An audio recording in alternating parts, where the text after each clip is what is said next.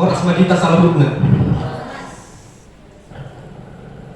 Bapak Ibu dan saudara-saudara yang terkasih di dalam nama Tuhan Yesus Kristus, mari kita sama-sama membuka Alkitab kita, firman Tuhan pada minggu ke-12 setelah Trinitatis, tertulis di dalam buku kitab Yeremia pasal yang ke-18 ayat yang pertama sampai dengan ayat yang ke-11. Yeremia pasal 18 ayat pertama sampai dengan ayat yang ke-11. Mari kita membacanya secara responsoria. Kami mulai dari ayat yang pertama. Demikian firman Tuhan. Pelajaran dari pekerjaan tukang periuk. Firman yang datang dari Tuhan kepada Yeremia bunyinya,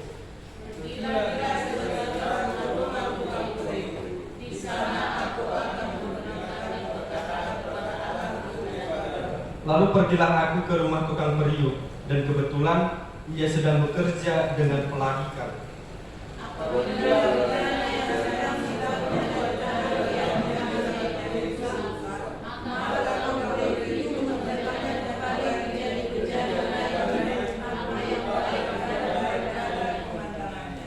Kemudian datanglah firman Tuhan kepadaku, bunyinya,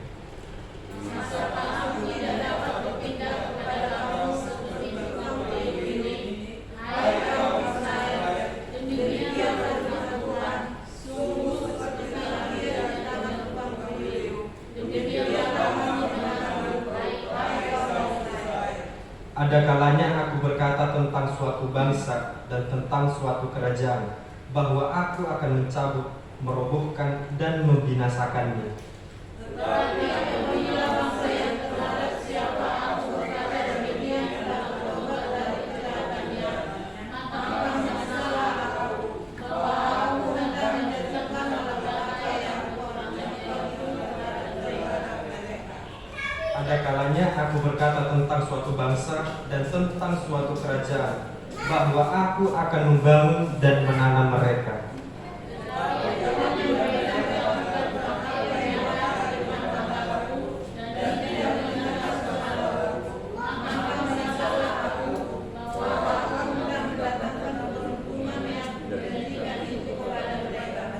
Sebab itu, katakanlah kepada orang Yehuda dan kepada penduduk Yerusalem, beginilah firman Tuhan, sesungguhnya aku ini sedang menyiapkan malapetaka terhadap kamu dan merancangkan rencana terhadap kamu. Baiklah kamu masing-masing bertobat dari tingkah langkah yang jahat, dan perbaikilah tingkah langkahmu dan perbuatanmu. Sampai sejauh pembacaan firman Tuhan, kita bernyanyi.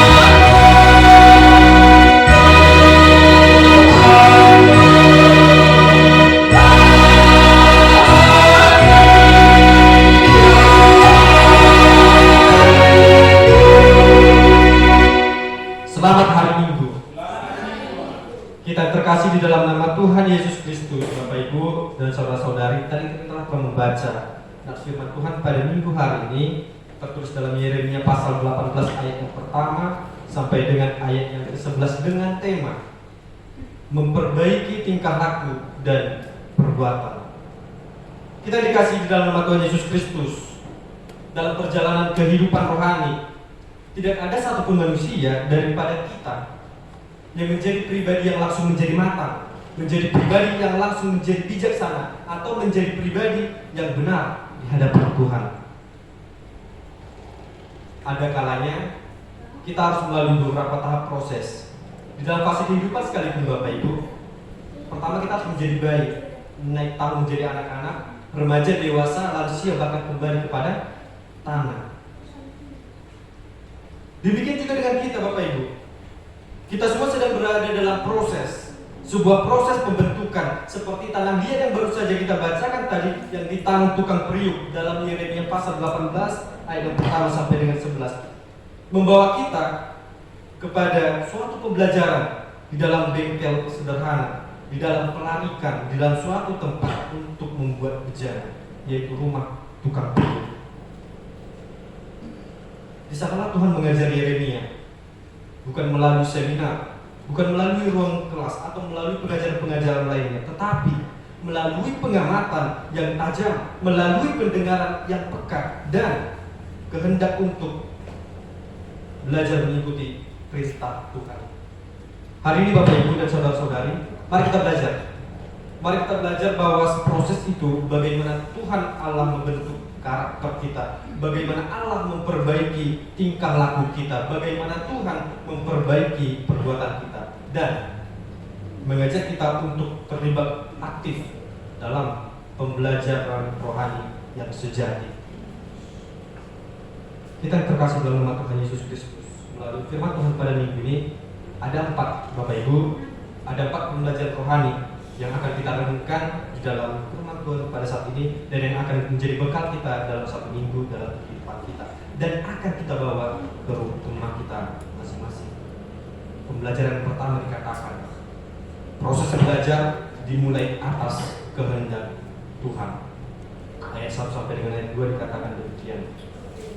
Firman yang datang dari Tuhan kepada Yeremia bunyinya, pergilah dengan segera ke rumah tukang periuk.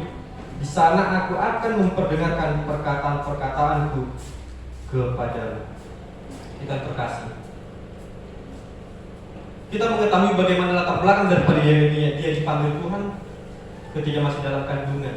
Sudah sangat banyak pembelajaran daripada Tuhan, tetapi pada pasal 18 ini Yeremia tidak sedang mencari pembelajaran baru, tetapi Allah mengarahkan Yeremia ke tempat biasa, ke rumah tukang periuk. Di sanalah kita belajar, di sanalah Yeremia belajar proses pembelajaran rohani sejati, dimulai bukan dari ambisi pribadi, tetapi dari kehendak Allah itu sendiri.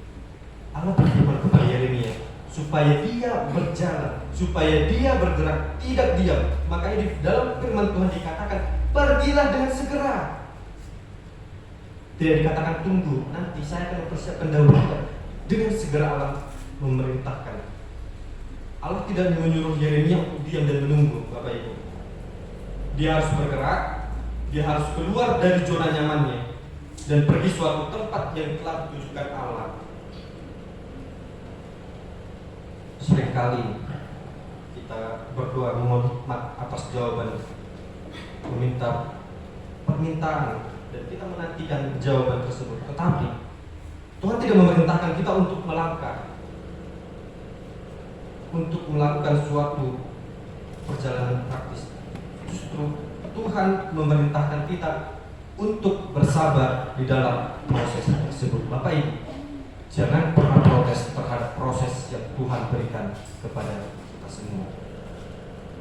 Allah tidak menyuruh Yeremia untuk pergi ke bait suci. Allah tidak menyuruh Yeremia untuk pergi ke dalam istana raja atau tempat pembelajaran yang lainnya, tetapi Allah menunjukkan bahwa Allah dapat mengajari kita di mana saja, kapan saja, bahkan di tempat-tempat paling biasa sekalipun, tempat kotor, bahkan tempat keramaian yang banyak pekerjanya seperti tempat tukang periuk tadi. Pembelajaran rohani Bapak Ibu tidak terlepas pada waktu kebaktian di gereja, dimanapun, kapanpun. Dan pembelajaran rohani yang kedua dikatakan, belajarlah lewat pengamatan yang teliti. Di ayat yang ketiga dan keempat dikatakan demikian, lalu pergilah aku ke rumah tukang periuk, dan kebetulan ia sedang bekerja dengan pelarikan. Apabila bejana yang sedang dibuatnya dari tanah liat di tangannya itu rusak, maka tukang periuk itu mengerjakan kembali menjadi bejana lain menurut apa yang baik pada pemandangannya. Kita terkasih, kalau kita melihat apa yang dilihat Yeremia, itu adalah sebuah proses biasa, Bapak Ibu. Tetapi Tuhan mengajak Yeremia untuk mengamati, bukan sekedar melihat. Yeremia melihat tanah diet yang rusak lalu dibentuk kembali. Itulah pengamatan yang ingin Allah tunjukkan kepada Yeremia. Dalam hidup ini sekalipun mungkin kita pernah merasa gagal, kita pernah merasa rusak seperti bejana yang dibuat oleh para tukang proyek tadi. Kita merasa tidak sempurna, kita merasa tidak layak. Tetapi Bapak Ibu, kabar baiknya, kita masih ada dalam proses tangan Tuhan. Tuhan tidak pernah membuang tanah diet yang rusak itu. Tuhan tidak pernah membuang tanah diet yang gagal itu, tetapi Tuhan memperbaikinya sendiri. Tuhan menyuruh Yeremia hanya untuk mengamati. Ia melihat bagaimana tukang periuk bekerja dengan pelarikannya. Proses ini Bapak Ibu melambangkan kehidupan yang berputar. Terkadang kehidupan itu penuh dengan tantangan. Terkadang kehidupan itu penuh dengan ujian. Terkadang kehidupan itu penuh dengan perubahan. Kalau kita melihat kembali Bapak Ibu, bejana yang telah dibuat tiba-tiba rusak, tiba-tiba hancur dan tidak sempurna. Itu adalah bagian daripada hidup kita. Mungkin rencana kita berantakan, mungkin masa depan kita pupus, harapan kita pupus. Namun perlu kita ketahui Bapak Ibu, ini adalah bagian yang menyakitkan dari proses. Kalau kita melihat otoritas tukang proyek itu, kalau kita melihat di dalam ayat yang ke-4b dikatakan demikian, maka dibuatnya pula dari tanah diet itu bejana lain menurut apa yang baik di matanya sebagai tukang periuk. Kalau kita melihat Bapak Ibu, tanah diet yang dibentuk kembali itu dia tidak melawan. Tanah diet yang dibentuk kembali dia tidak bertanya, mengapa aku dihancurkan? Mengapa aku dirusakkan? Mengapa aku menjadi bentuk bejana yang gagal? Tetapi dia sepenuhnya, dia seutuhnya tunduk terhadap perintah Allah, turut terhadap kehendak sang penciptanya atau pembuatnya. Bapak Ibu saudara-saudara yang terkasih, ini merupakan gambaran penyerahan total. Kita harus percaya bahwa meskipun hidup kita merasa rusak, sekalipun hidup kita merasa gagal dan tidak sempurna sekalipun, Tuhan yang adalah tukang periuk kita tahu apa yang terbaik bagi kita. Dia tidak membuang kita, tetapi dia untuk kita kembali. Hati yang mau diajar adalah sikap dasar seorang murid Kristus, seperti yang dikatakan Bapak Ibu di dalam Amsal pasal yang pertama sampai dengan ayat yang kelima, dikatakan demikian. Biarlah orang bijak mendengar dan menambah ilmu, dan orang yang berpengertian memperoleh bahan pertimbangan. Ini menunjukkan bahwa hikmat tidak lahir dari kehebatan intelektual semata, melainkan dari kerendahan hati yang ingin terus belajar di dalam fase belajar rohani di dalam hidupnya. Lalu, seperti apa sikap yang mau belajar, sikap yang mau diajar dalam pendidikan Kristen? Yang pertama Bapak Ibu dikatakan, terbuka terhadap bimbingan Roh Kudus. Jangan keraskan hatimu. Yang kedua, mau mengoreksi diri dan bertobat. Jangan keraskan hatimu. Dan yang ketiga dikatakan, menempatkan diri sebagai murid bukan sekedar pengamat pasif. Jangan keraskan hatimu. Kita melihat Bapak Ibu melalui kisah Yeremia dari pengamatan menuju pemahaman. Pengamatan Yeremia menghasilkan pemahaman ketika dilakukan secara aktif dan reflektif, bukan hanya sekedar melihat, tetapi juga merenungkannya. Bukan hanya sebagai pendengar, melainkan sebagai pelaku firman Tuhan, seperti yang Yeremia lakukan, seperti yang Yeremia mengamati si tukang periuk. Dan yang kedua, pengamatan yang menghasilkan pemahaman ketika dilandasi oleh kerinduan untuk mengenal firman Tuhan, untuk mengenal Tuhan lebih dalam, bukan hanya sekedar memahami informasi, bukan hanya sekedar mengetahui bagaimana landasan itu sendiri. Dan pemahaman yang menghasilkan, pengamatan yang menghasilkan pemahaman yang terakhir Bapak Ibu, yaitu disertai doa, dan perenungan firman Tuhan. Karena pemahaman sejati itu datang dari terang ilahi. Boleh nanti kita baca di dalam Mazmur pasal 119 ayat 105. Kita terkasih dalam Tuhan Yesus Kristus, pembelajaran ketiga dikatakan demikian. Tuhan memberikan penjelasan agar Yeremia naik kelas. Tuhan memberikan penjelasan agar kita naik kelas. Di ayat 5 sampai dengan ayat 6a dikatakan demikian. Kemudian datanglah firman Tuhan kepadaku bunyinya, masakan aku tidak dapat bertindak kepada kamu seperti tukang periuk ini, hai kaum Israel? Kita yang terkasih, penjelasan ini bukan sekedar berasal dari tukang periuk, tetapi dari Tuhan. Mengapa demikian? Ketika penjelasan itu hanya berasal dari tukang periuk, Yeremia hanya akan memahami bagaimana cara membuat periuk. Yeremia akan mengetahui bagaimana cara membentuk bejana dari tanah liat. Tetapi pelajaran ini berasal daripada Tuhan. Yeremia akan mengetahui, Yeremia akan membelajar sesuatu yang lebih tinggi, yaitu hikmat ilahi untuk melakukan tugas kenabiannya.